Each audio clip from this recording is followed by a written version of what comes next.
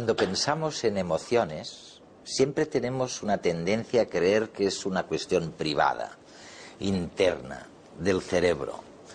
Y las últimas investigaciones, de esto va este programa, nos están demostrando la importancia tremenda del resto, de las interrelaciones, de los grupos y no solo del individuo.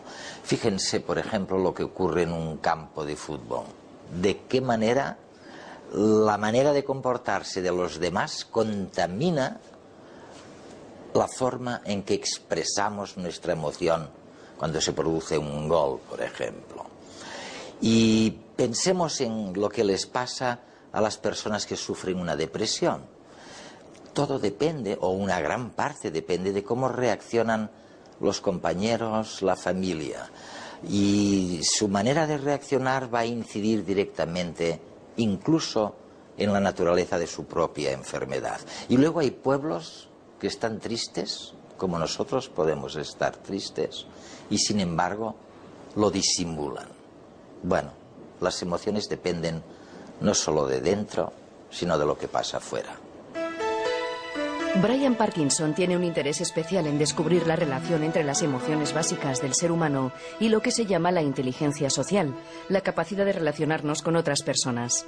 Hoy descubriremos de su mano cómo se contagian las emociones en un grupo o cómo validamos nuestros propios sentimientos en relación a los demás. Hoy vamos a hablar de las emociones, pero desde fuera. Porque normalmente cuando hablamos de emociones pensamos enseguida en el cerebro, la amígdala, y en individuos. Brian, and you say, watch it. Tú dices, cuidado. Hay que tener en cuenta sobre todo las interrelaciones con los demás, con los grupos. ¿Qué quieres decir?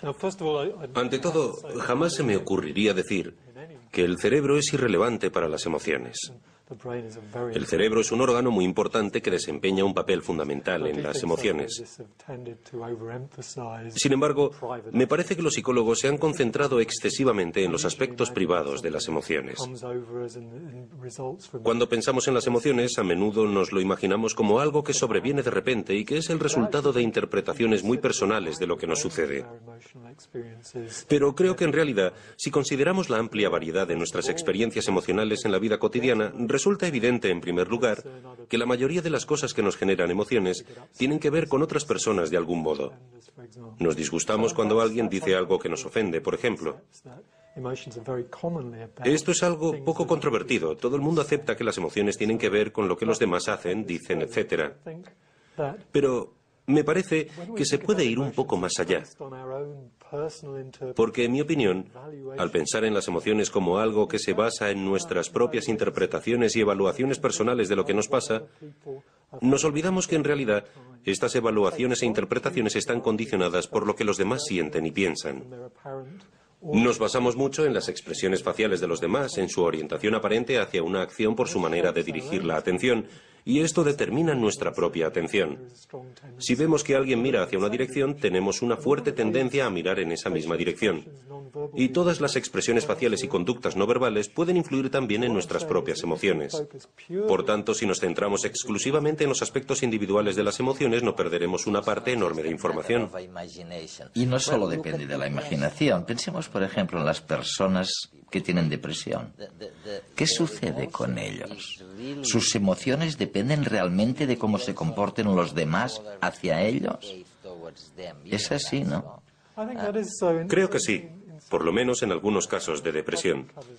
La depresión cubre una amplia gama de problemas emocionales, pero para algunos casos de depresión me parece muy aplicable una teoría desarrollada por James Coyne en los Estados Unidos, una teoría interpersonal de la depresión. Grosso modo, lo que Coyne dice es que la depresión, la expresión de la depresión, tiene como objetivo que los demás te consuelen, te brinden algún tipo de apoyo. Pero si las expresiones que buscan el consuelo se prolongan demasiado, se vuelven demasiado intensas. Entonces los demás sufren una especie de fatiga de compasión. No pueden seguir consolándote si parece que eso no mejora nada la situación. Se hartan, vamos, eso. Básicamente se hartan de ofrecer consuelo. Y el problema es cómo reacciona la persona deprimida ante este abandono aparente de las personas más cercanas.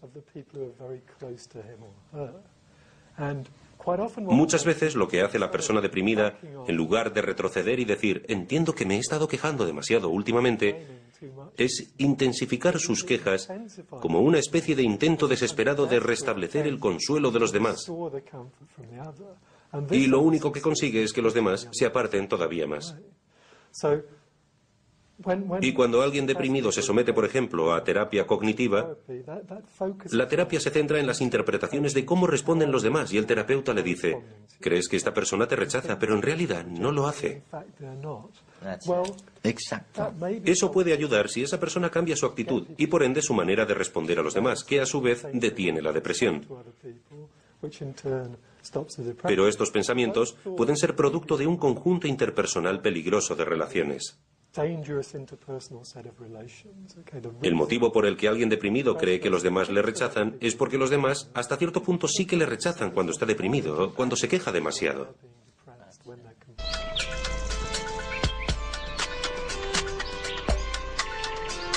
Lloramos, reímos, gritamos, bostezamos. De un modo u otro nuestras emociones se ven reflejadas en nuestros actos. De un modo u otro, las personas de nuestro alrededor pueden saber cómo estamos sin la necesidad de preguntar nada. Como lo pueden ser el lenguaje o los gestos corporales.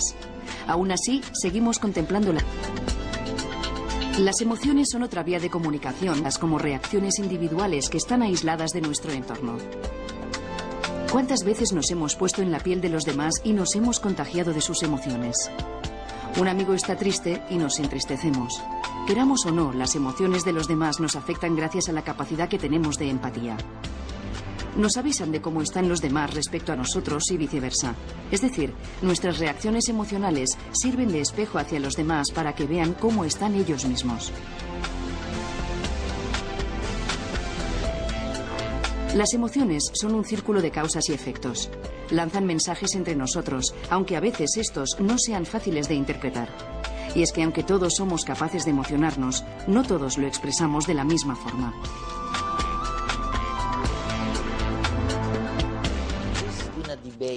Durante años ha habido un debate en tu profesión sobre las emociones. Los unos dicen, bueno, las emociones son universales.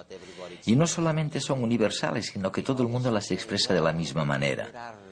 Mientras que otros afirman que existen dialectos emocionales. Por ejemplo, hay un cuento famoso relativo a los japoneses. Sí, mira, yo creo que los psicólogos se han preocupado demasiado sobre este tema y que hay una respuesta sencilla a la pregunta de si las emociones son universales o culturales. Algunas partes de las emociones son universales y algunas partes son culturales, pero el problema es que ambas cosas están ligadas. Es decir, la cultura no es un fenómeno completamente alejado de lo biológico. La cultura es algo que ha surgido a consecuencia de una predisposición biológica y a la tendencia de relacionarse con los demás de una manera concreta. Y la biología, que funciona a través de la selección natural y la evolución, recurre a aquello que ya existe en el entorno social. Por ejemplo, cuando se discute si los niños se socializan para experimentar cierto tipo de emociones, o bien si están programados biológicamente para sentir cosas como la vergüenza, el miedo, la felicidad, la culpa y alguna de las emociones más específicas a cada cultura, en cierto modo, se podría argumentar que, incluso si la influencia de la aportación de los padres es muy grande en este sentido, la manera en la que los padres responden a los niños también está determinada hasta cierto punto por su estructura biológica. Lo que intento decir es que estas cosas son tan complicadas, la biología y la cultura están casi tan inextricablemente unidas que no tiene demasiado sentido hablar de ellas por separado.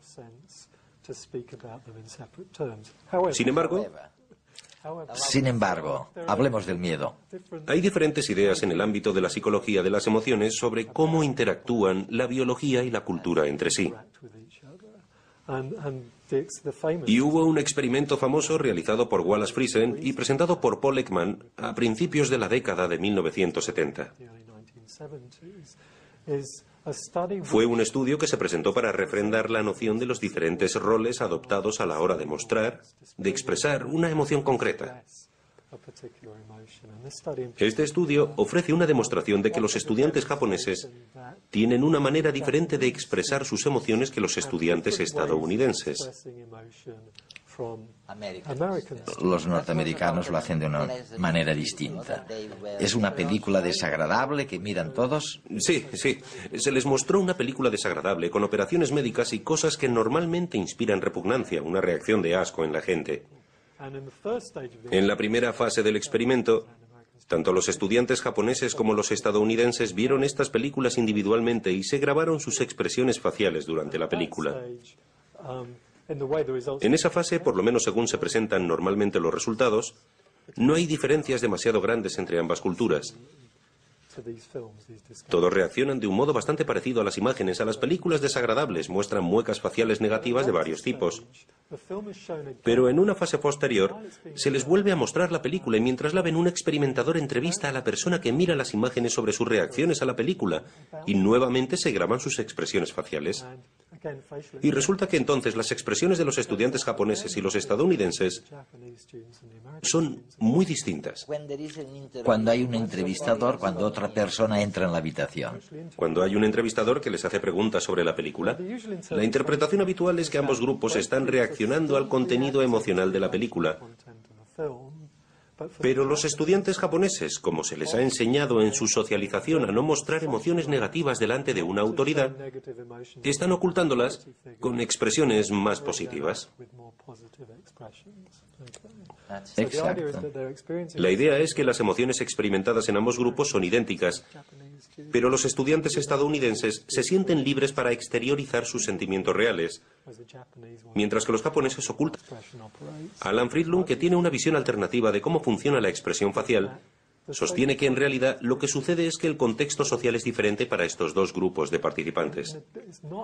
Los participantes no solo están reaccionando a la película, también están reaccionando al entrevistador. Dan su verdadera sensación de repugnancia.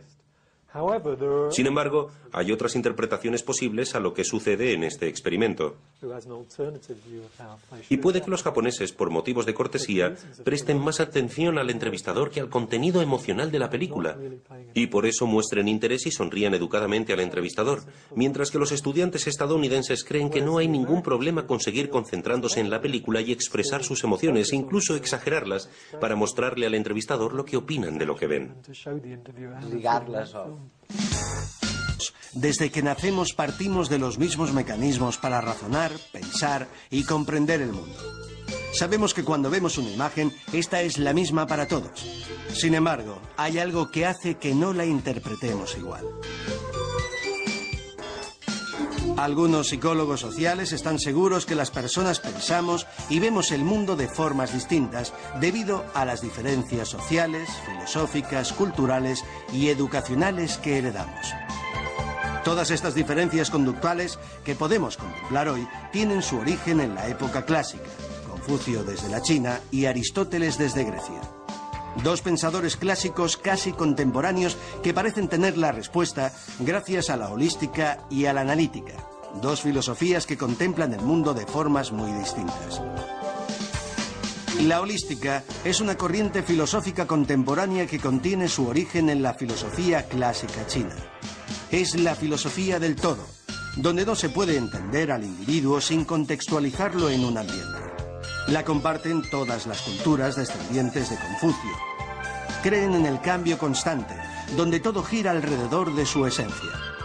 Buscan las relaciones entre los sujetos y creen que no se pueden entender sin comprender primero el todo.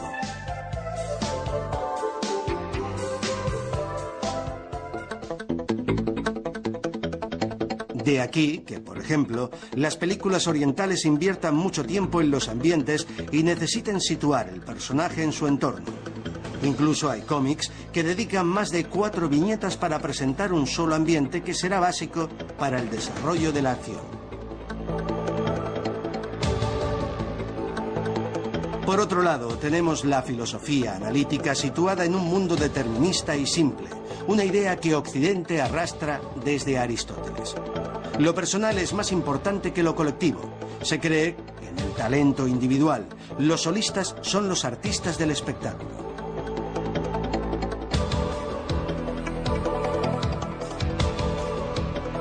Los griegos creían en la curiosidad individual.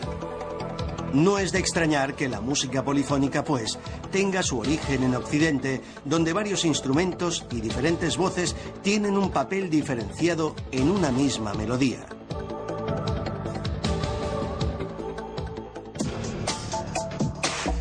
Sin embargo, en China se creía más en una organización colectiva para llegar a la armonía.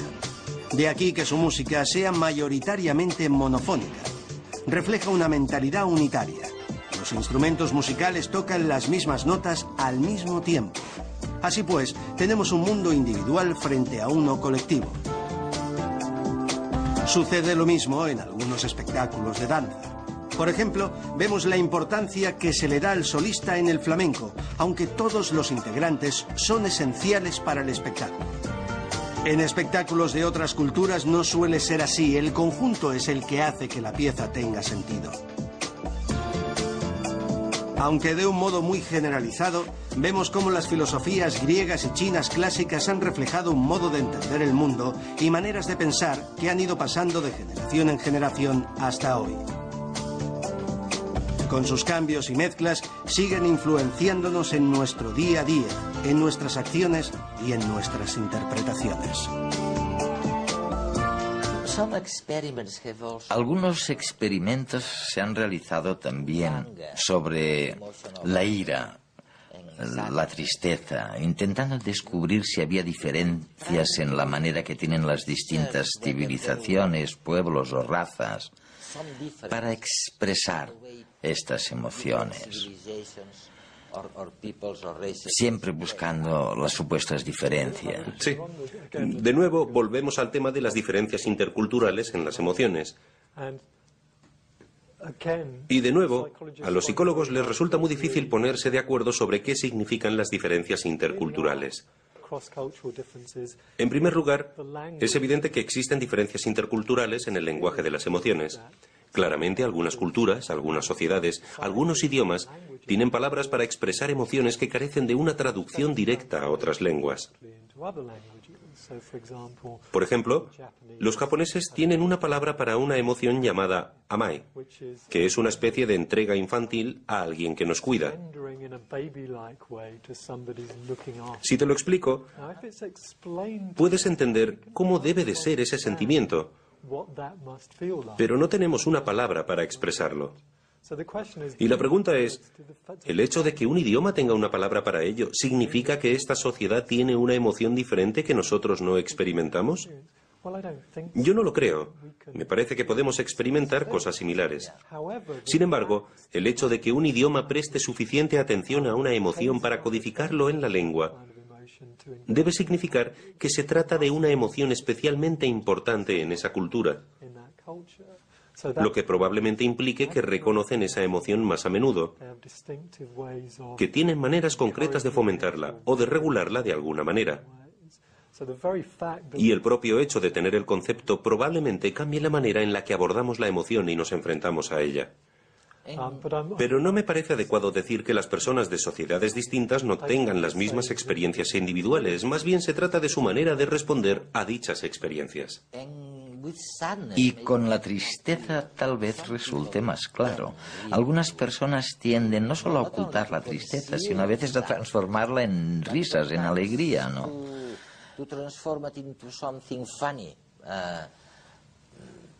Sí, creo que hay varias cosas aquí. Por ejemplo, se hizo un estudio antropológico muy importante en Tahití que dice que su postura ante la tristeza es totalmente distinta. No es una emoción que experimenten o de la que hablen demasiado. Sin embargo, puede deberse a varios motivos. Una posibilidad es que su sociedad esté organizada de tal manera que no haya tantas ocasiones para la tristeza como en nuestra cultura. aunque no creo que eso lo explique totalmente.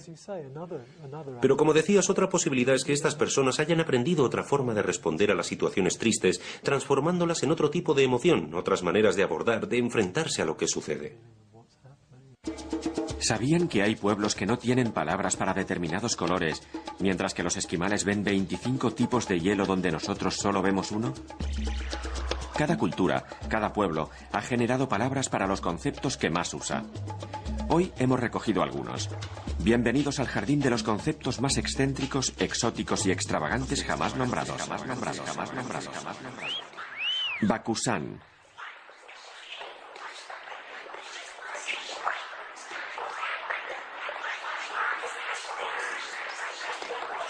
Mujer que parece atractiva por detrás, pero que por delante no lo es.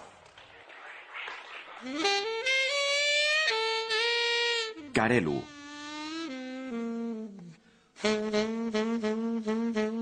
La marca que deja sobre la piel la ropa que va muy ajustada.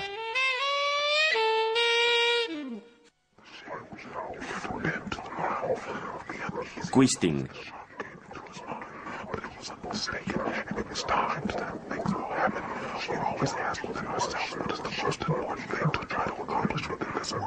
Permitir que el amante entre dentro de las sábanas después de una conversación.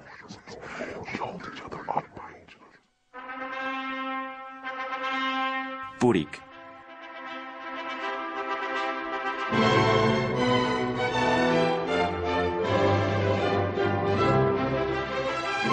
Volver a casa de tus padres después de discutir con el marido.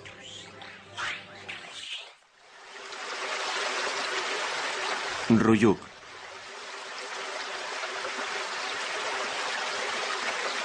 Volverte a casar con la mujer de la que te divorciaste.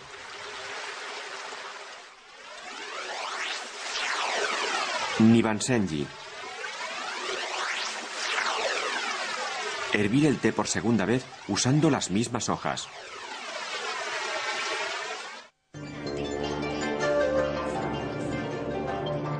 Areotjarekput.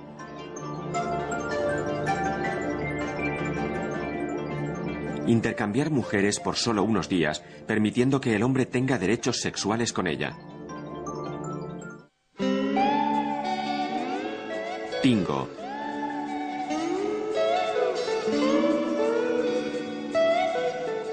Coger cosas prestadas de casa de un amigo, una por una, hasta que no queda nada más para llevarse.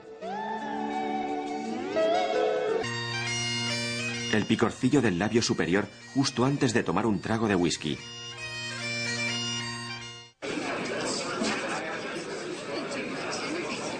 Olfrid.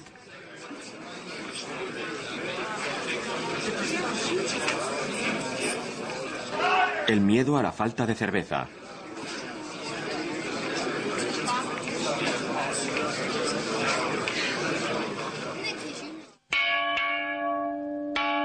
Adjal.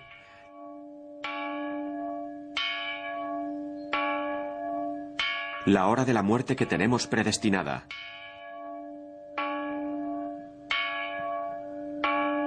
Pagetzuar. Morir antes de haberse casado o de haber tenido descendencia. Ningmu. Morir con los ojos cerrados, morir sin pena. Rask. La transmigración del alma a una planta o árbol.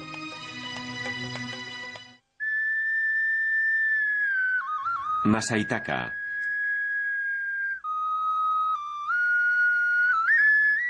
Designa todas las cosas que vuelan menos los pájaros.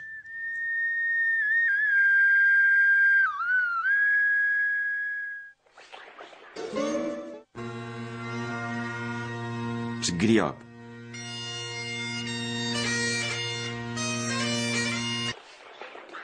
Kusu-kusu.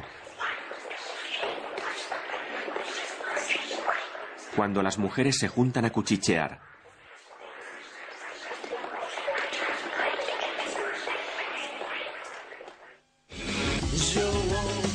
Icha-icha.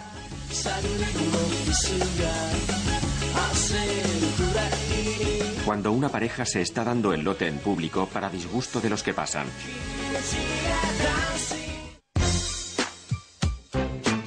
Pau Eo Eo. Volver de la pesca sin peces.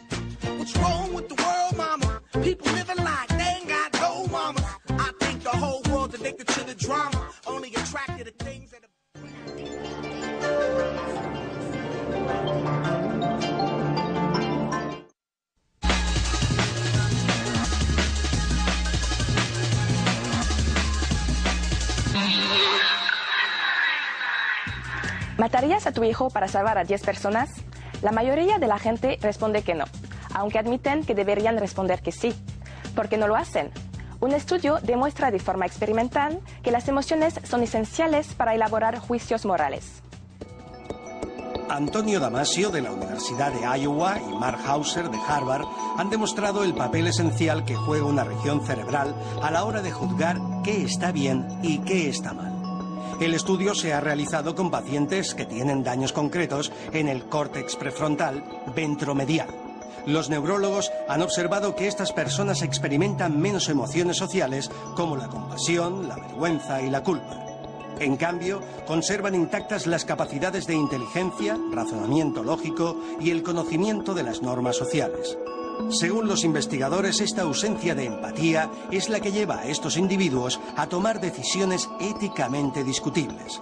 Los resultados tienen grandes implicaciones filosóficas. Marte también sufre el cambio climático. Una nueva investigación ha puesto de manifiesto que variaciones en la radiación reflejada desde la superficie del planeta están causando este cambio. Aumentan el transporte de polvo y la circulación de vientos. El estudio realizado por la NASA y el centro Carl Sagan afirma que Marte se ha calentado 0,65 grados entre 1970 y 1990. Es más, sugiere que el cambio climático podría ser en parte la causa de la reciente disminución de la capa de hielo en el polo sur del planeta. En el informe, los científicos concluyen que las variaciones de los rayos del Sol en la superficie del planeta están relacionadas con un mayor movimiento de las partículas de polvo en el aire. También con el incremento de la circulación del viento en Marte. Ambos fenómenos propician el aumento de las temperaturas en el planeta. Vista su influencia, los expertos piden que se tengan en cuenta los cambios en las radiaciones solares en futuros estudios atmosféricos y climáticos en Marte. Las madres de países en vías de desarrollo infectadas por el virus VIH deben alimentar a sus recién nacidos solo con leche materna o deberían combinar la leche con otros alimentos. La leche materna proporciona al bebé los nutrientes que necesita en los primeros meses de vida. También aporta anticuerpos que lo protegen de infecciones. En las mujeres seropositivas, la leche materna podría contener el virus VIH e infectar al bebé. Por ello, los especialistas creen que las madres con VIH no deberían amamantar a sus hijos. Un nuevo estudio realizado en Sudáfrica con más de 1.300 mujeres concluye que la lactancia es beneficiosa. Reduce el riesgo de infección de los recién nacidos al 4% si estos son alimentados solo con leche materna durante los primeros 6 meses de vida. Según los científicos, esto podría ser debido a que la leche materna protege y refuerza la mucosa intestinal, que es la barrera que evita las infecciones. Cooperar con los demás o comportarse como un mafioso. Pueden parecer actitudes de las que solo somos capaces los humanos. Científicos de Estados Unidos han observado que las aves también exhiben estas conductas. Las actitudes mafiosas las presentan las hembras tordo cabeza café. Ponen sus huevos en nidos de otros pájaros y vigilan que reciban los cuidados adecuados. Si los huevos son rechazados, vuelven y destruyen el nido. Temiendo estas consecuencias, los receptores los crían igual que a sus propios huevos. Los pájaros saltarines de cola de lanza cooperan entre sí. Los machos bailan en pareja para conquistar a una hembra. Solo el macho dominante se hará con ella, mientras el subordinado se quedará sin recompensa. Al tratarse de un proceso de aprendizaje, el subordinado se entrena para tener éxito en las futuras exhibiciones. Estas semejanzas con el ser humano apoyan las teorías que defienden la importancia de la biología en la determinación del comportamiento.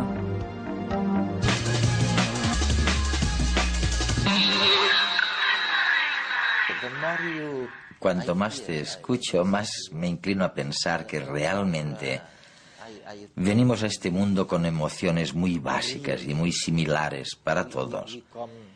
Y que luego la cultura influye en cuanto si codificamos estas emociones con una palabra o las expresamos de un modo distinto, pero básicamente no es tan sorprendente, porque cuando pensamos genéticamente en la genética, nos damos cuenta de que somos idénticos casi, de que somos iguales. Sí. Bien, lo que me gustaría hacer para responder a esa pregunta es distinguir entre dos maneras de pensar en las emociones.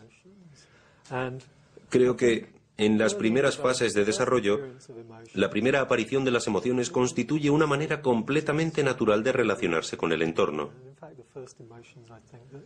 De hecho, las primeras emociones que experimenta el ser humano son emociones sociales, es decir, son la respuesta al afecto de las personas que nos cuidan o a la privación de dicho afecto, etc.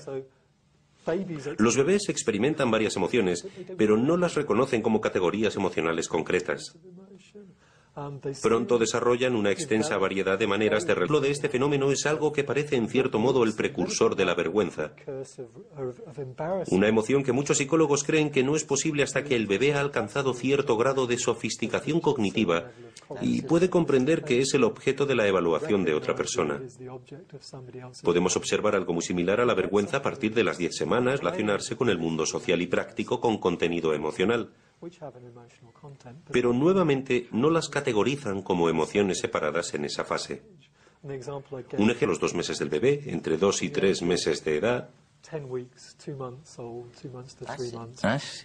y consiste en apartarse de alguien. Cuando la atención de alguien se vuelve demasiado intensa, el bebé se gira, pero sonríe mientras se gira. Es como si dijera, esta relación sigue siendo importante para mí, pero ahora no quiero tanta atención concentrada en mí. Y claramente no es un pensamiento consciente. Probablemente el movimiento surge al principio como una manera de eliminar un estímulo que resulta incómodo. Y como no puedes hacer nada con el objeto, te apartas de él. La sonrisa es también una manera de mantener la relación social. Ahí tenemos una emoción que ya está diferenciada. En cuanto a si ya está allí desde el nacimiento, sospecho que no. Sospecho que es algo que surge durante el transcurso de las primeras experiencias con la madre o los cuidadores. Pero surge inevitablemente, probablemente con independencia del contexto cultural. Siempre que haya otra persona que te cuide desde tu nacimiento, desarrollarás ese tipo de pauta de reacción. Pero en una fase posterior, por supuesto, aprendemos el lenguaje de las emociones, las distinciones entre las emociones. Aprendemos cómo se supone que deben desarrollarse las emociones. Aprendemos, por ejemplo, que solamente debemos enfadarnos cuando alguien ha hecho algo para herirnos a propósito. Creo que la versión más primitiva del enfado o la ira, que es una especie de oposición contra algo que se nos resiste a la práctica y la manera de demostrar a los demás lo que sentimos, sucede en un abanico mucho más amplio de casos. Cuando nos sentimos frustrados, nos enfadamos. Pero sabemos que supuestamente solo debemos enfadarnos cuando alguien ha hecho algo a sabiendas. E intentamos regular las otras formas de ira, intentamos manejar nuestro enojo, adaptarlo al guión cultural que determina cómo se supone que debe desarrollarse la ira. Y no solamente es una decisión personal, es una decisión que se ve reforzada por las reacciones de los demás si proceden de nuestro mismo contexto cultural. Los demás no verán con buenos ojos la ira que se desata como respuesta a una acción que no se ha hecho a propósito, y su reacción reforzará el significado cultural de esa emoción. Sin embargo, creo que hay algo más que subyace a eso, un nivel más básico de respuesta emocional. No creo que sea innato ni que esté ahí desde el nacimiento. Pero sí que opino que surgen inevitablemente durante el transcurso de las interacciones con los demás. Sea cual sea la cultura. Las expresiones faciales son un lenguaje muy importante en el campo de la animación, porque permiten al espectador intuir las emociones de sus protagonistas. Sin embargo, el mundo de la animación nada tiene que ver con el real, o al menos así lo creen un equipo de psicólogos de la Universidad Autónoma de Madrid. Esa relación entre expresiones faciales y emociones, tan obvia en los dibujos animados, no tiene por qué darse en personas reales como nosotros. Según el diseño del personaje en cuestión, sus rasgos de la cara están sintetizados en un triángulo que refleja esa expresión que quiere dar en ese momento. Por ejemplo, en el caso de la Beth, y en este caso concreto, por ejemplo, si la queremos enfadar, pues sería una cuestión de ajustar la forma de las cejas y la forma de la boca para así lograr, pues, una expresión determinada. Si esto sale bien, demostraremos que bajo el hielo de la Antártida hay vida. En el personaje de Beth, es decir, nos hemos referido a cuatro expresiones principalmente. Estas son triste, alegre, enfadado y asustado o asombrado. Con la combinación de estas expresiones es que conseguimos que ella, pues, emita al espectador, pues, determinados sentimientos. ¡Es alucinante! ¡Científicos de buen corazón! Beth, en este momento podemos estar viendo 4 emociones tremendamente importantes: alegría, miedo, tristeza y enfado. En el caso de la alegría podemos ver cómo Beth estira las comisuras de sus labios hacia arriba y eso marca una sonrisa, que es el signo universal de alegría según muchos psicólogos. En el caso de enfado vemos cómo frunce el ceño y esa marca es suficiente como para que todos tengamos la impresión de que está enfadada. En el caso del miedo abre la boca y abre los ojos y eso también nos indica que está asustada. Y finalmente, en el caso de la tristeza, las comisuras de los labios hacia abajo y la posición de la cabeza son suficientes como para sugerir que está triste. Sin embargo, las cosas no son tan sencillas.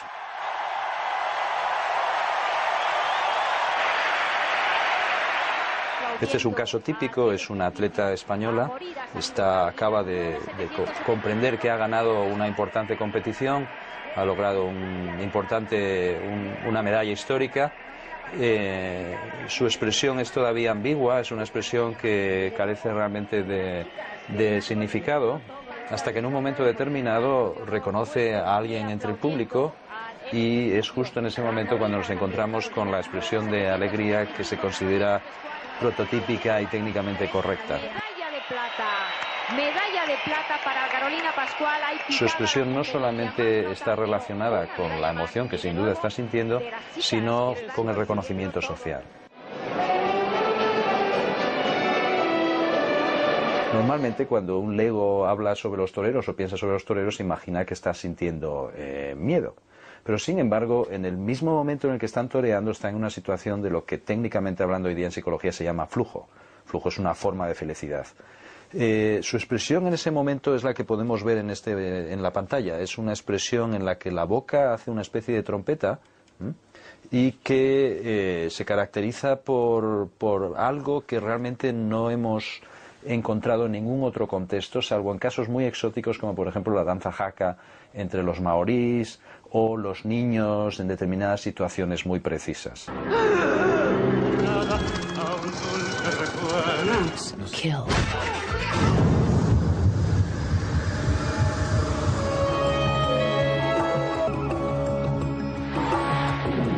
Se entiende que las expresiones faciales son un repertorio limitado, un repertorio categorizado que comprende unos pocos gestos y por otra parte que se vinculan también con un conjunto muy limitado de emociones que se llaman emociones básicas como alegría, miedo, tristeza, ira, sorpresa.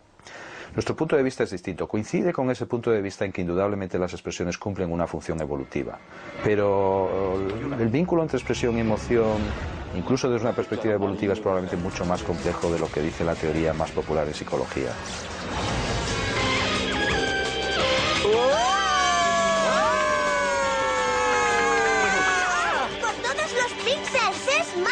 En último término, lo que nos estamos planteando es hasta qué punto realmente se puede explicar la expresión y la emoción de una forma simple, de una forma evidentemente muy gráfica, muy atractiva, que sirve, por ejemplo, para el diseño de personajes en los dibujos animados, pero que quizás no responde exactamente a lo que ocurre en los seres humanos.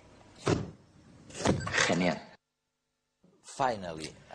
Por último, Brian, después de hablar tanto sobre las emociones, quería preguntarte una cosa. En el mundo occidental, ¿seguimos tendiendo a contraponer la emoción, por un lado, y la racionalidad por el otro. Si te comportas de una manera emocional, decimos que eres irracional. Y si te comportas de una manera supuestamente lógica y carente de emociones, se supone que eres incluso más inteligente, fíjate. Mi pregunta es la siguiente. ¿Hemos avanzado algo en este debate? Y mi segunda pregunta sería sobre el mismo tema. Si todo el mundo se lo plantea en el planeta en los mismos términos, o somos solo nosotros en este mundo occidental. ¿Te refieres a si establece la distinción? Exacto. Mira, me parece que hay investigaciones muy sensatas y lógicas que afirman que esta distinción es principalmente histórica y que se encuentra en ciertos tipos de culturas modernistas, por ejemplo. No soy un experto en este tema, pero no creo que sea una idea universal que la razón se opone a la emoción. El trabajo de la antropóloga Catherine Lutz, por ejemplo, cuestiona mucho la noción de que la razón y la emoción siempre se contrapongan. Dentro de la psicología de las emociones, ha habido una especie de regreso a la idea de que las emociones pueden considerarse como reacciones razonables y funcionales que cumplen un objetivo muy racional.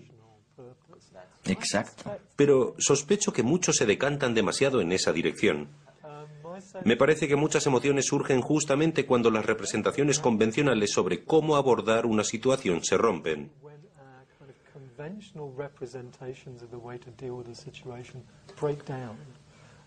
Las emociones se producen a menudo cuando hay dos personas con dos posturas, dos modos de actuación que no encajan, y ciertos problemas en nuestra sociedad no tienen una solución lógica e irracional. Imaginemos dos grupos de seguidores de fútbol de equipos enfrentados. Uno podrá decir: eso ha sido falta y vuestro equipo jugó fatal hoy. En cambio, los hinchas del equipo contrario dirán: no han jugado fatal, han jugado bastante bien. Además, eso no ha sido falta. No hay una respuesta verdadera en ese caso. Simplemente son dos perspectivas irreconciliables y este tipo de situación siempre generará algún tipo de reacción emocional. Creo que las emociones son justamente un intento de reajustar perspectivas que no acaban de encajar, para las cuales no existe una manera lógica de llegar a una síntesis. Esto sucede incluso con las emociones positivas, incluso con algo como el orgullo. El orgullo, en cierta medida, consiste en decir: merezco que se me reconozca el mérito, así que debes ajustar tu actitud hacia mí para tener en cuenta que he conseguido este éxito concreto. El orgullo es una manera de reajustar relaciones para reconocer un cambio de estatus. Y un cambio de estatus no es algo que tenga una base lógica absolutamente racional. Con el orgullo intentas que se te reconozca el mérito de algo con lo que los demás no necesariamente están de acuerdo. ¿Tiene sentido lo que digo?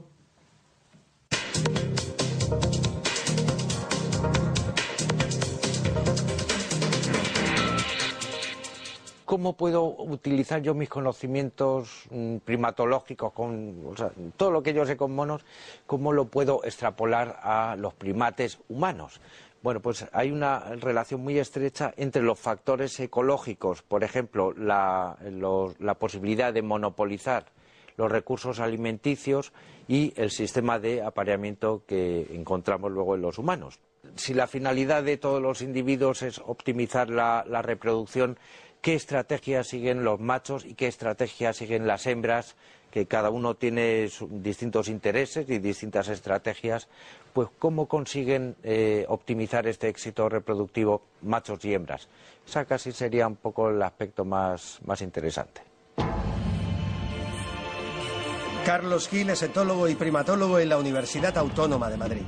Su interés por la conducta de los primates humanos y no humanos le ha conducido a concluir que no hay tanta diferencia entre los primeros y los segundos. Hoy nos explica en qué cosas somos iguales a nuestros parientes más cercanos. Yo, por ejemplo, soy mi amigo de una hembra chimpancé que se llama Jenny y es el animal más cariñoso que hay. O sea, yo hago manitas con ella y eso, y me quiere más que mi mujer, pero así de claro. Lo que pasa que cuando ve que me voy ahí se pone nerviosa y se pone agresiva, empieza a apretar y hace daño. O sea, de repente se vuelve loca. pero es que también hay que entender que le faltan dedos en las manos porque los humanos cada vez que hacía algo mal le cortaba un dedo. O sea, somos así los humanos, de castigo. El objeto que he traído son mis queridos prismáticos. Son unos prismáticos antiguos ya, o sea, no es que sean el último grito. Básicamente lo he tenido como instrumento de trabajo, o sea, mis observaciones de primates. Bueno, pues es como el mecánico que tiene una llave inglesa. Bueno, pues el etólogo, el primatólogo son los prismáticos. Y bueno, pues los he tenido que transportar en muchas ocasiones. O sea, por un lado para observar primates y luego ya, bueno, pues en todos mis viajes. Soy una persona bastante viajera, me gusta mucho moverme y suelo llevarme normalmente también unos prismáticos. En la India estuvieron también, bueno, por España muchos sitios, Europa también, no sé, en Chile he estado varias veces también con mis prismáticos, en Uganda ahora recientemente. Tienen el tamaño apropiado, el peso apropiado, el precio apropiado, todo, son perfectos. Y bueno, pues la de cosas que he mirado yo por aquí, o sea, impresionante. Bueno, la imagen que he escogido, básicamente, más que una imagen, es un grupo de imágenes, un vídeo. Y en este vídeo se veían dos grandes grupos de chimpancés bonobos enfrentándose en una especie de claro de un bosque. Al principio la situación era bastante tensa entre estos dos grupos, amenazas, enseñaban los dientes. Y de estos dos grupos salieron las dos hembras dominantes, se encontraron, empezaron, creo recordar, como a tocarse y empezaron a tener relaciones sexuales, las dos hembras, confrontamiento de los genitales, así, Gigi Rabin.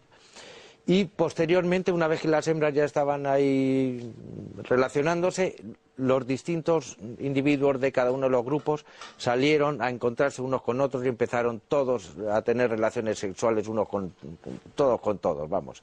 Bueno, me llamó mucho la atención cómo los bonobos son capaces de resolver los conflictos o una situación de tensión. Al final todo el grupo, bueno, pues empezó a relacionarse de forma positiva y no a tortazos como hacemos los humanos y otros grupos de chimpancés, claro.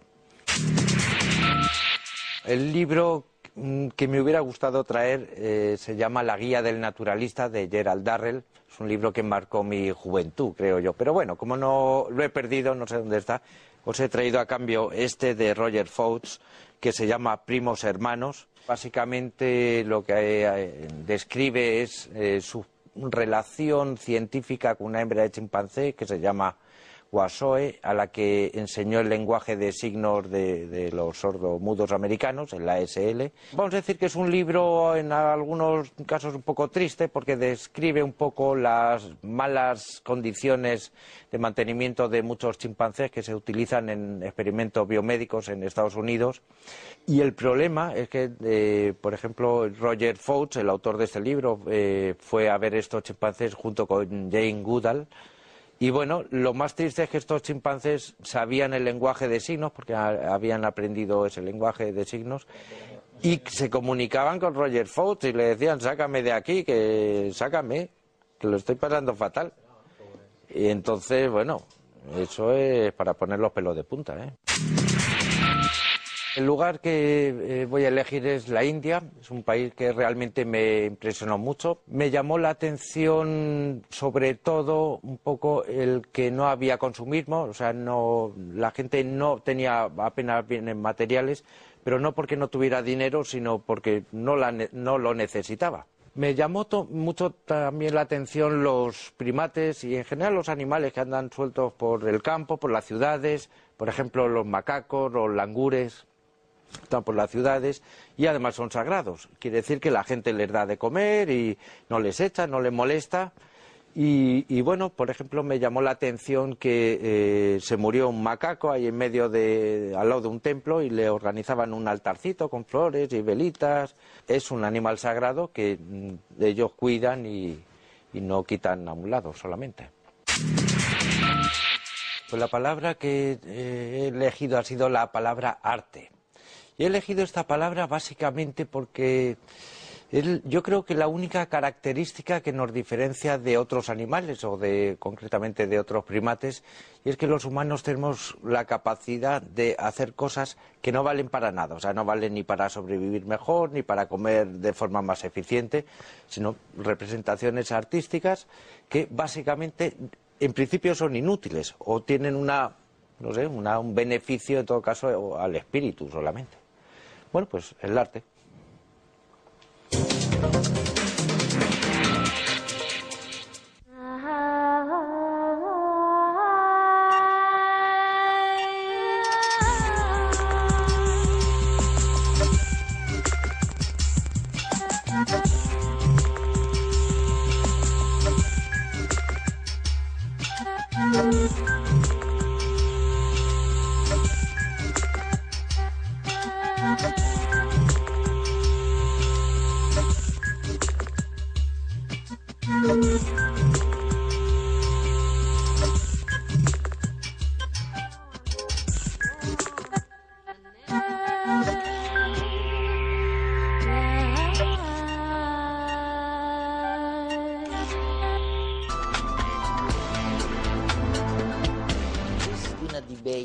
Durante años ha habido un debate en tu profesión sobre las emociones. Los unos dicen, bueno, las emociones son universales. Y no solamente son universales, sino que todo el mundo las expresa de la misma manera. Mientras que otros afirman que existen dialectos emocionales. Por ejemplo, hay un cuento famoso relativo a los japoneses. Sí, mira, yo creo que los psicólogos se han preocupado demasiado sobre este tema y que hay una respuesta sencilla a la pregunta de si las emociones son universales o culturales. Algunas partes de las emociones son universales y algunas partes son culturales, pero el problema es que ambas cosas están ligadas. Es decir, la cultura no es un fenómeno completamente alejado de lo biológico. La cultura es algo que ha surgido a consecuencia de una predisposición biológica y a la tendencia de relacionarse con los demás de una manera concreta. Y la biología, que funciona a través de la selección natural y la evolución, recurre a aquello que ya existe en el entorno social. Por ejemplo, cuando se discute si los niños se socializan para experimentar cierto tipo de emociones, o bien si están programados biológicamente para sentir cosas como la vergüenza, el miedo, la felicidad, la culpa y alguna de las emociones más específicas a cada cultura, en cierto modo, se podría argumentar que, incluso si la influencia de la aportación de los padres es muy grande en este sentido, la manera en la que los padres responden a los niños también está determinada hasta cierto punto por su estructura biológica. Lo que intento decir es que estas cosas son tan complicadas, la biología y la cultura están casi tan inextricablemente unidas que no tiene demasiado sentido hablar de ellas por separado. Sin embargo, hablemos del miedo. Hay diferentes ideas en el ámbito de la psicología de las emociones sobre cómo interactúan la biología y la cultura entre sí.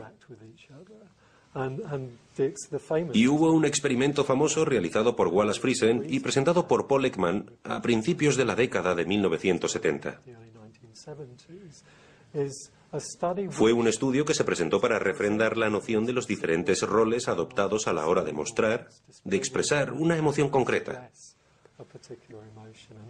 Este estudio ofrece una demostración de que los estudiantes japoneses tienen una manera diferente de expresar sus emociones que los estudiantes estadounidenses. Los norteamericanos lo hacen de una manera distinta. ¿Es una película desagradable que miran todos? Sí, sí. Se les mostró una película desagradable con operaciones médicas y cosas que no... En este vídeo se veían dos grandes grupos de chimpancés bonobos enfrentándose en una especie de claro de un bosque.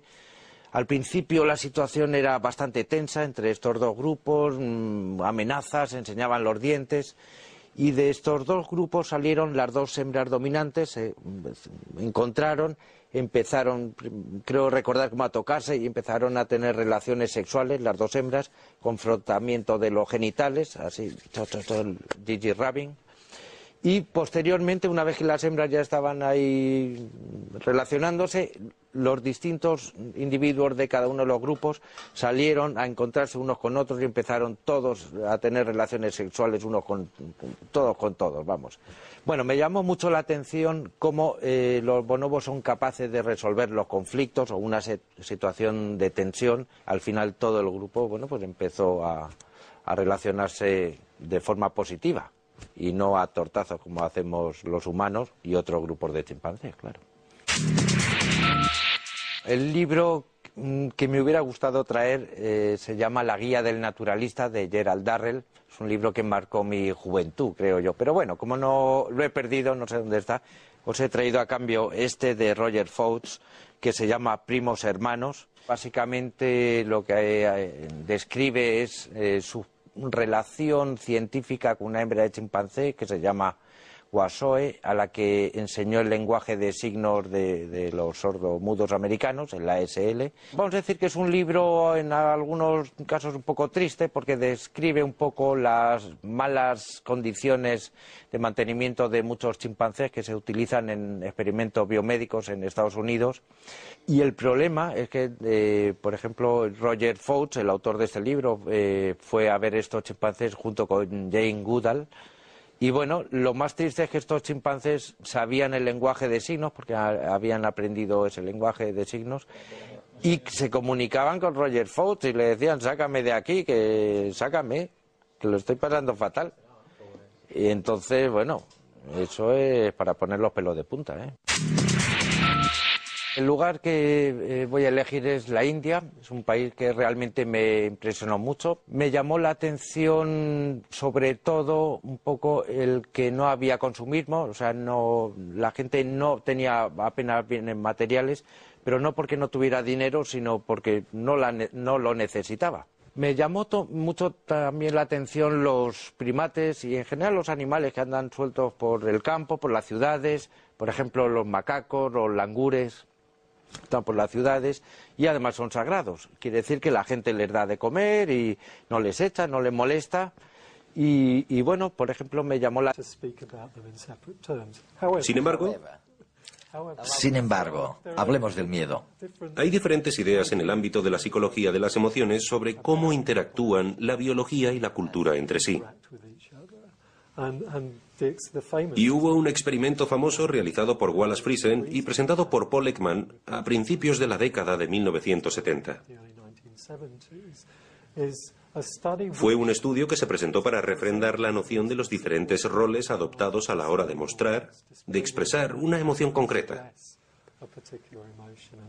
Este estudio ofrece una demostración de que los estudiantes japoneses tienen una manera diferente de expresar sus emociones que los estudiantes estadounidenses. Los norteamericanos lo hacen de una manera distinta. ¿Es una película desagradable que miran todos? Sí. Se les mostró una película desagradable con operaciones médicas y cosas que normalmente inspiran repugnancia, una reacción de asco en la gente. En la primera fase del experimento, tanto los estudiantes japoneses como los estadounidenses vieron estas películas individualmente y se grabaron sus expresiones faciales durante la película.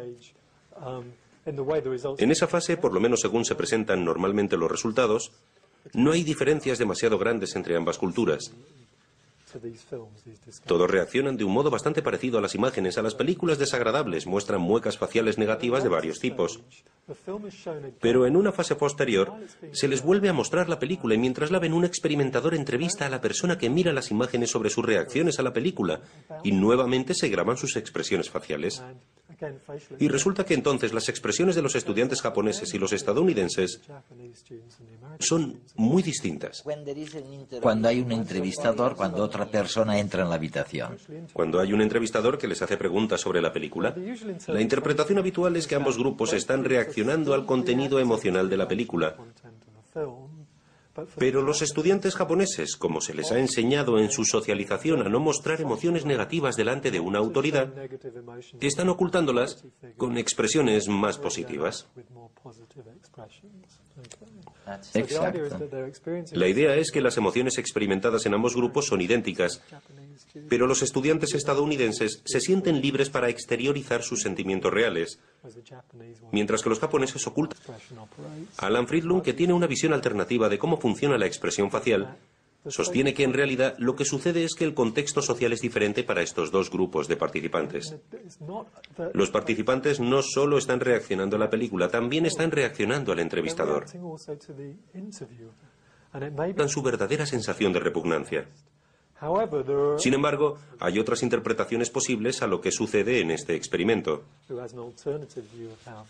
Por ejemplo, cuando se discute si los niños se socializan para experimentar cierto tipo de emociones, o bien si están programados biológicamente para sentir cosas como la vergüenza, el miedo, la felicidad, la culpa y alguna de las emociones más específicas a cada cultura, en cierto modo, se podría argumentar que, incluso si la influencia de la aportación de los padres es muy grande en este sentido, la manera en la que los padres responden a los niños también está determinada hasta cierto punto por su estructura biológica. Lo que intento decir es que estas cosas son tan complicadas, la biología y la cultura están casi tan inextricablemente unidas, que no tiene demasiado sentido hablar de ellas por separado.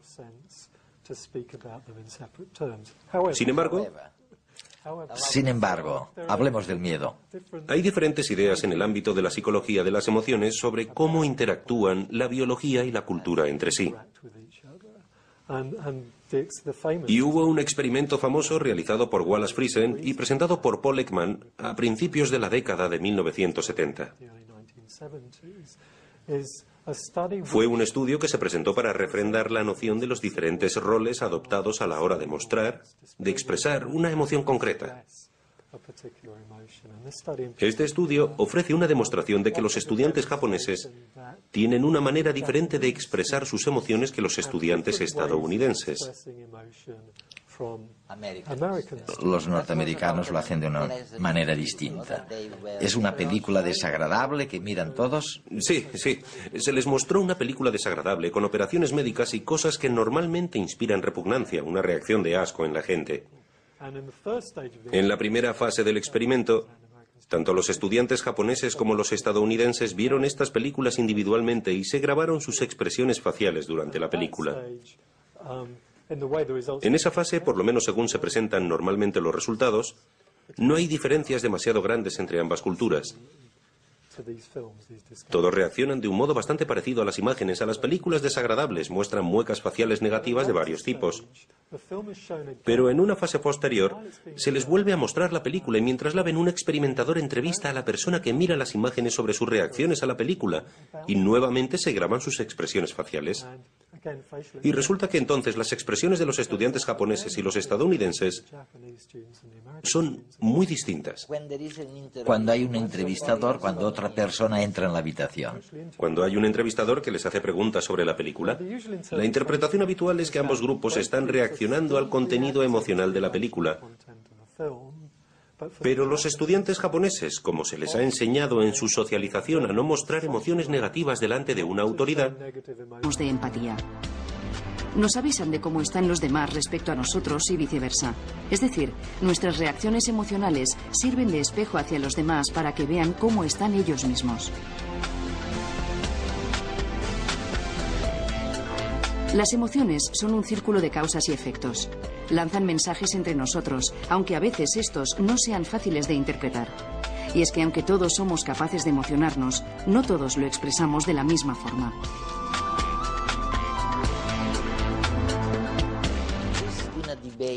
Durante años ha habido un debate en tu profesión sobre las emociones. Los unos dicen, bueno, las emociones son universales. Y no solamente son universales, sino que todo el mundo las expresa de la misma manera. Mientras que otros afirman que existen dialectos emocionales. Por ejemplo, hay un cuento famoso relativo a los japoneses. Sí, mira, yo creo que los psicólogos se han preocupado demasiado sobre este tema y que hay una respuesta sencilla a la pregunta de si las emociones son universales o culturales. Algunas partes de las emociones son universales y algunas partes son culturales, pero el problema es que ambas cosas están ligadas. Es decir, la cultura no es un fenómeno completamente alejado de lo biológico. La cultura es algo que ha surgido a consecuencia de una predisposición biológica y a la tendencia de relacionarse con los demás de una manera concreta. Y la biología, que funciona a través de la selección natural y la evolución, recurre a aquello que ya existe en el entorno social. Por ejemplo, cuando se discute si los niños se socializan para experimentar cierto tipo de emociones, o bien si están programados biológicamente para sentir cosas como la vergüenza, el miedo, la felicidad, la culpa y alguna de las emociones más específicas a cada cultura, en cierto modo, se podría argumentar que, incluso si la influencia de la aportación de los padres es muy grande en este sentido, la manera en la que los padres responden a los niños también está determinada hasta cierto punto por su estructura biológica. Lo que intento decir es que estas cosas son tan complicadas, la biología y la cultura están casi tan inextricablemente unidas que no tiene demasiado sentido hablar de ellas por separado.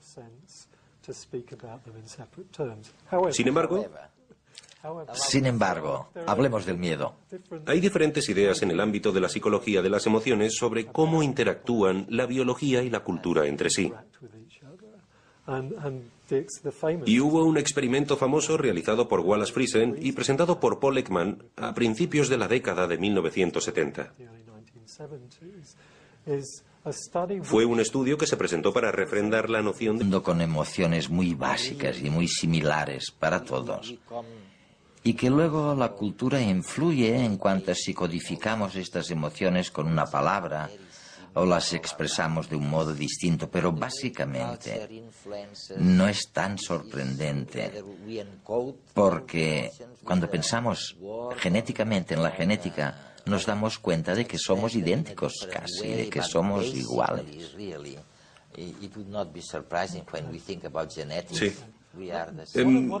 Bien, lo que me gustaría hacer para responder a esa pregunta es distinguir entre dos maneras de pensar en las emociones. Creo que en las primeras fases de desarrollo, la primera aparición de las emociones constituye una manera completamente natural de relacionarse con el entorno. De hecho, las primeras emociones que experimenta el ser humano son emociones sociales, es decir, son la respuesta al afecto de las personas que nos cuidan o a la privación de dicho afecto, etc. Los bebés experimentan varias emociones, pero no las reconocen como categorías emocionales concretas. Pronto desarrollan una extensa variedad de maneras de relación. Lo de este fenómeno es algo que parece en cierto modo el precursor de la vergüenza. Una emoción que muchos psicólogos creen que no es posible hasta que el bebé ha alcanzado cierto grado de sofisticación cognitiva y puede comprender que es el objeto de la evaluación de otra persona. Podemos observar algo muy similar a la vergüenza a partir de las 10 semanas, relacionarse con el mundo social y práctico con contenido emocional. Pero nuevamente no las categorizan como emociones separadas en esa fase. Un ejemplo, los 2 meses del bebé, entre 2 y 3 meses de edad, y consiste en apartarse de alguien. Cuando la atención de alguien se vuelve demasiado intensa, el bebé se gira, pero sonríe mientras se gira. Es como si dijera, esta relación sigue siendo importante para mí, pero ahora no quiero tanta atención concentrada en mí. Y claramente no es un pensamiento consciente. Probablemente el movimiento surge al principio como una manera de eliminar un estímulo que resulta incómodo. Y como no puedes hacer nada con el objeto, te apartas de él. La sonrisa es también una manera de mantener la relación social. Ahí tenemos una emoción que ya está diferenciada. En cuanto a si ya está allí desde el nacimiento, sospecho que no. Sospecho que es algo que surge durante el transcurso de las primeras experiencias con la madre o los cuidadores. Pero surge inevitablemente, probablemente con independencia del contexto cultural. Siempre que haya otra persona que te cuide desde en tu profesión sobre las emociones. Los unos dicen, bueno, las emociones son universales. Y no solamente son universales, sino que todo el mundo las expresa de la misma manera. Mientras que otros afirman que existen dialectos emocionales. Por ejemplo, hay un cuento famoso relativo a los japoneses. Sí, mira, yo creo que los psicólogos se han preocupado demasiado sobre este tema y que hay una respuesta sencilla a la pregunta de si las emociones son universales o culturales. Algunas partes de las emociones son universales y algunas partes son culturales, pero el problema es que ambas cosas están ligadas. Es decir, la cultura no es un fenómeno completamente alejado de lo biológico. La cultura es algo que ha surgido a consecuencia de una predisposición biológica y a la tendencia de relacionarse con los demás de una manera concreta. Y la biología, que funciona a través de la selección natural y la evolución, recurre a aquello que ya existe en el entorno social.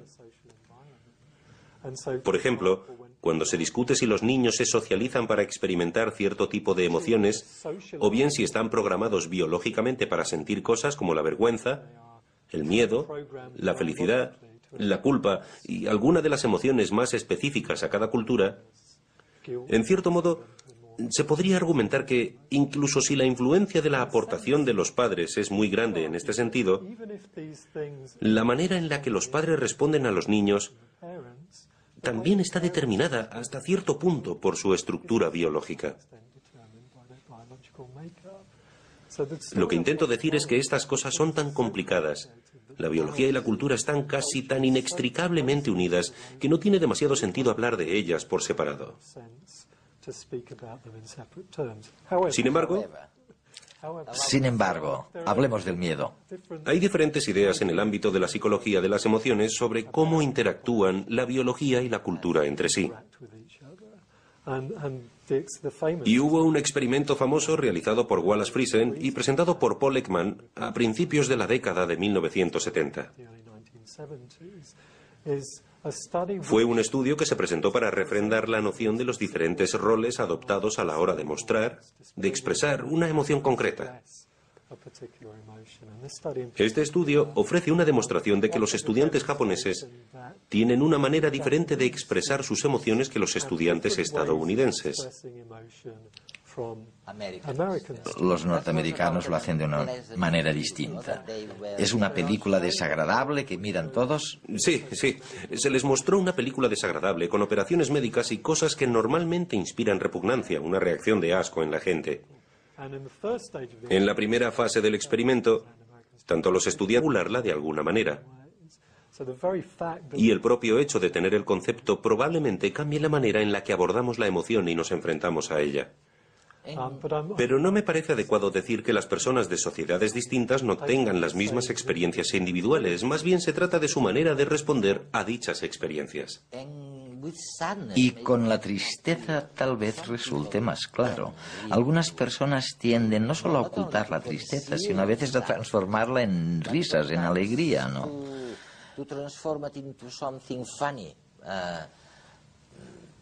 Sí, creo que hay varias cosas aquí. Por ejemplo, se hizo un estudio antropológico muy importante en Tahití que dice que su postura ante la tristeza es totalmente distinta.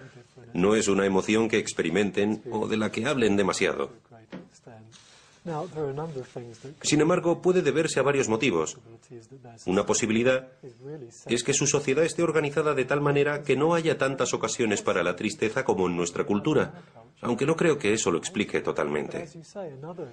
Pero como decías, otra posibilidad es que estas personas hayan aprendido otra forma de responder a las situaciones tristes, transformándolas en otro tipo de emoción, otras maneras de abordar, de enfrentarse a lo que sucede. ¿Sabían que hay pueblos que no tienen palabras para determinados colores, mientras que los esquimales ven 25 tipos de hielo donde nosotros solo vemos uno?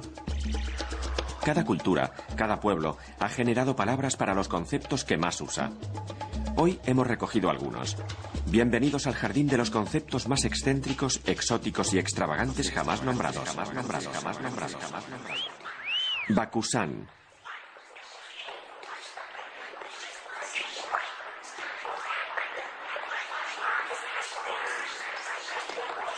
Mujer que parece atractiva por detrás, pero que por delante no lo es.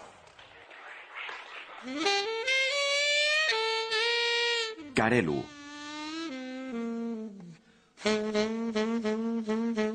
La marca que deja sobre la piel la ropa que va muy ajustada.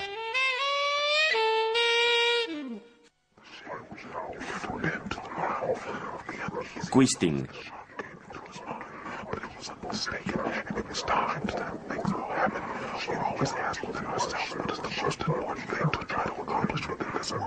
Permitir que el amante entre dentro de las sábanas después de una conversación.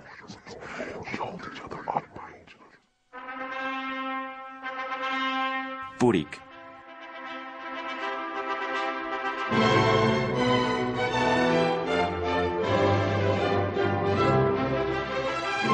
Volver a casa de tus padres después de discutir con el marido.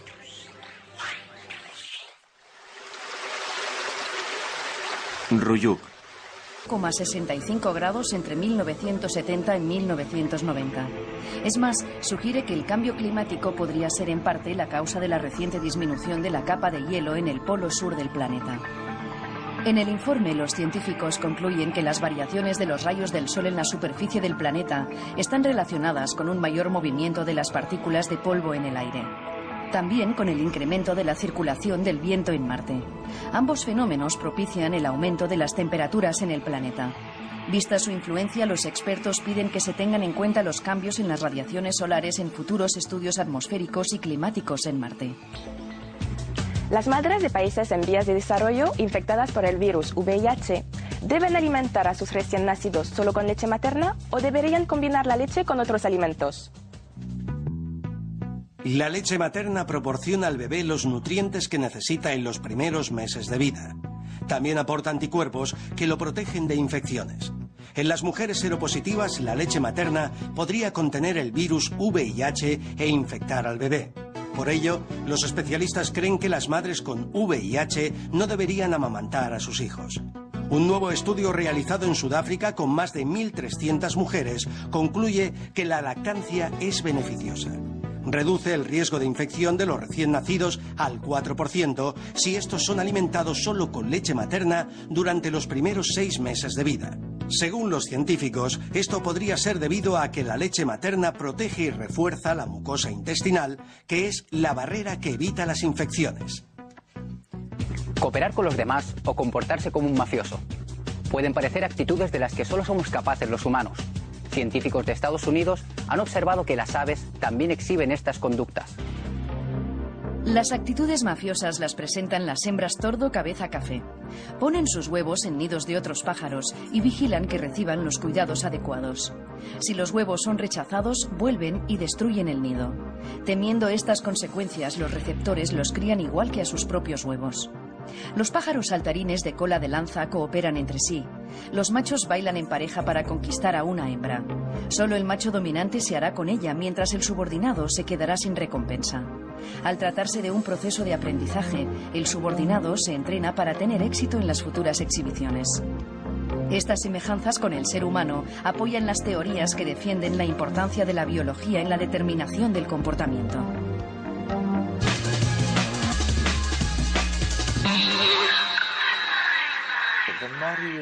Cuanto más te escucho, más me inclino a pensar que realmente venimos a este mundo con emociones muy básicas y muy similares para todos.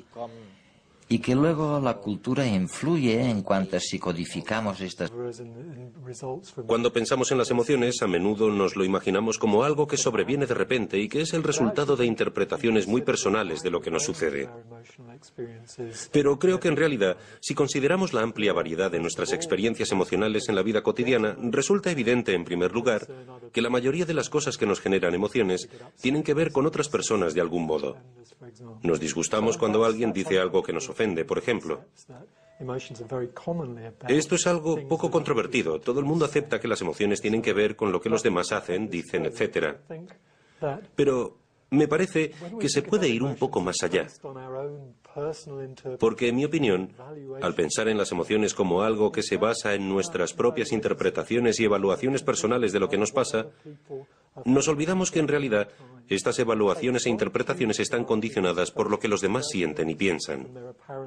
Nos basamos mucho en las expresiones faciales de los demás, en su orientación aparente hacia una acción por su manera de dirigir la atención, y esto determina nuestra propia atención. Si vemos que alguien mira hacia una dirección, tenemos una fuerte tendencia a mirar en esa misma dirección. Y todas las expresiones faciales y conductas no verbales pueden influir también en nuestras propias emociones. Por tanto, si nos centramos exclusivamente en los aspectos individuales de las emociones, no perderemos una parte enorme de información. Y no solo depende de la imaginación. Pensemos, por ejemplo, en las personas que tienen depresión. ¿Qué sucede con ellos? ¿Sus emociones dependen realmente de cómo se comporten los demás hacia ellos? Es así, ¿no? Creo que sí, por lo menos en algunos casos de depresión. La depresión cubre una amplia gama de problemas emocionales, pero para algunos casos de depresión me parece muy aplicable una teoría desarrollada por James Coyne en los Estados Unidos, una teoría interpersonal de la depresión. Grosso modo, lo que Coyne dice es que la depresión, la expresión de la depresión, tiene como objetivo que los demás te consuelen, te brinden algún tipo de apoyo. Pero si las expresiones que buscan el consuelo se prolongan demasiado, se vuelven demasiado intensas. Entonces los demás sufren una especie de fatiga de compasión. No pueden seguir consolándote si parece que eso no mejora nada la situación. Se hartan, vamos, eso. Básicamente se hartan de ofrecer consuelo. Y el problema es cómo reacciona la persona deprimida ante este abandono aparente de las personas más cercanas. Muchas veces lo que hace la persona deprimida, en lugar de retroceder y decir, entiendo que me he estado quejando demasiado últimamente, es intensificar sus quejas como una especie de intento desesperado de restablecer el consuelo de los demás. Y lo único que consigue es que los demás se aparten todavía más. Pero los estudiantes estadounidenses se sienten libres para exteriorizar sus sentimientos reales, mientras que los japoneses ocultan. Alan Friedlund, que tiene una visión alternativa de cómo funciona la expresión facial, sostiene que en realidad lo que sucede es que el contexto social es diferente para estos dos grupos de participantes. Los participantes no solo están reaccionando a la película, también están reaccionando al entrevistador. Dan su verdadera sensación de repugnancia. Sin embargo, hay otras interpretaciones posibles a lo que sucede en este experimento.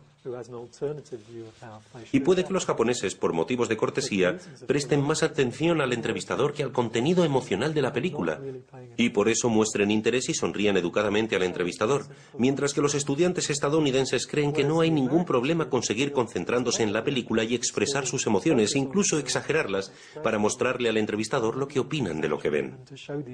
Ligarlas o... Desde que nacemos partimos de los mismos mecanismos para razonar, pensar y comprender el mundo. Sabemos que cuando vemos una imagen, esta es la misma para todos. Sin embargo, hay algo que hace que no la interpretemos igual. Algunos psicólogos sociales están seguros que las personas pensamos y vemos el mundo de formas distintas debido a las diferencias sociales, filosóficas, culturales y educacionales que heredamos. Todas estas diferencias conductuales que podemos contemplar hoy tienen su origen en la época clásica, Confucio desde la China y Aristóteles desde Grecia. Dos pensadores clásicos casi contemporáneos que parecen tener la respuesta gracias a la holística y a la analítica. Dos filosofías que contemplan el mundo de formas muy distintas. La holística es una corriente filosófica contemporánea que contiene su origen en la filosofía clásica china. Es la filosofía del todo, donde no se puede entender al individuo sin contextualizarlo en un ambiente. La comparten todas las culturas descendientes de Confucio. Creen en el cambio constante, donde todo gira alrededor de su esencia. Buscan las relaciones entre los sujetos y creen que no se pueden entender sin comprender primero el todo.